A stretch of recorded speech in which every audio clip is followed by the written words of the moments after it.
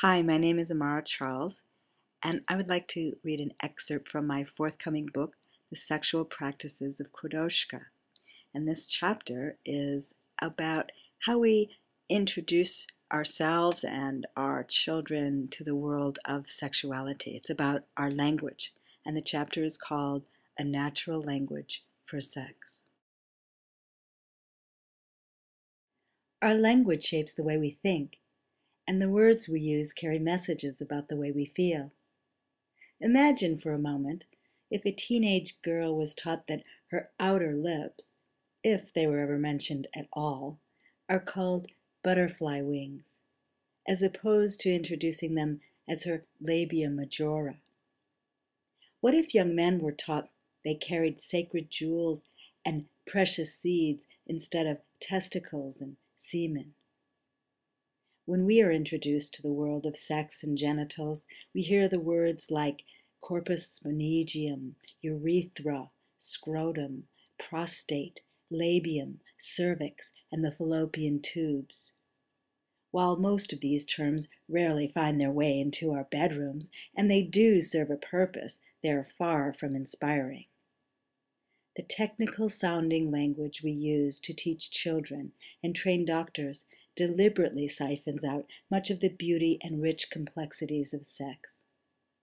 Derived mostly from Latin, our scientific jargon neutralizes the subject and keeps us at arm's length from feeling anything remotely sexual when we say them.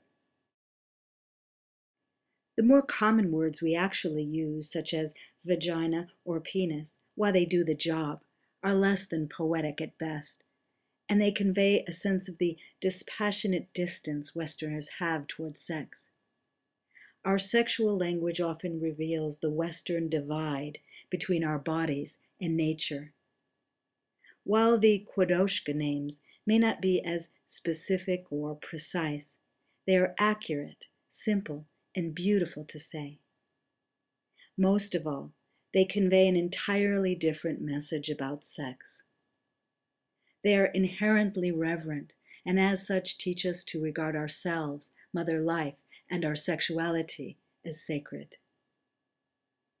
It is hard, for example, to say the word Tupuli without having a slight smile on your face by the time you finish saying it. It means a woman's vagina.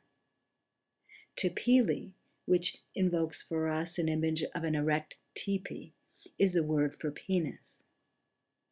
Other names include Valley of Pleasure for the perineum, Head of the Cobra for the clitoris, Sacred Snake for the penis, and the Rear Cavern for the anus.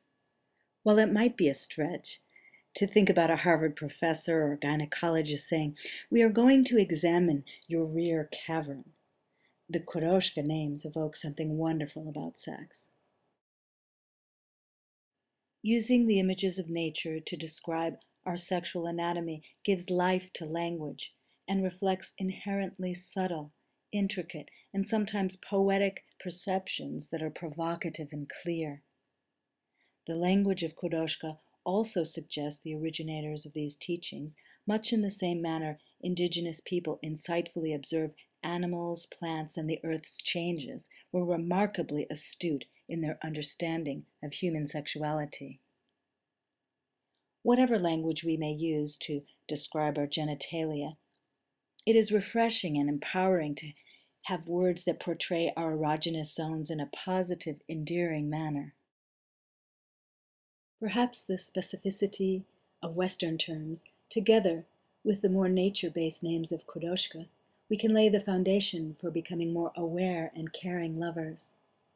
And perhaps, if we bring these words into our most private conversations, we can restore a sense of magic and mystery in our sexual lives. Thanks for listening, and I hope you'll consider buying a copy of The Sexual Practices of Quodoushka. You can buy it on Amazon.com, Barnes & Noble, Inner Traditions, or we have special offers on amaracharles.com.